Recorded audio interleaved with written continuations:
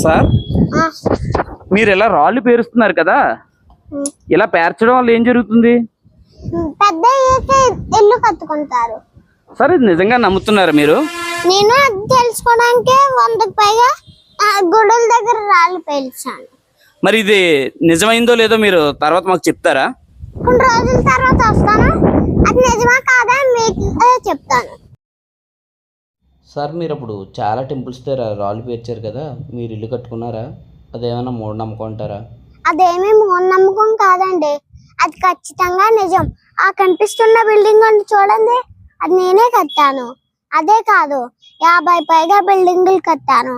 ఆ రోజు 100కి పైగా టెంపుల్స్ దగ్గర రాళ్ళు పేర్చడం వల్లనే నేను ఇప్పుడు తాపి మేస్త్రి అయ్యి ఎన్నో బిల్డింగులు కడుతున్నాను. నేను ఇంకా ఎన్నో బిల్డింగులు కడతాననే నమ్మకం నాకుంది. మీకు డౌట్ ఉంటే మీరు ట్రై చేయండి.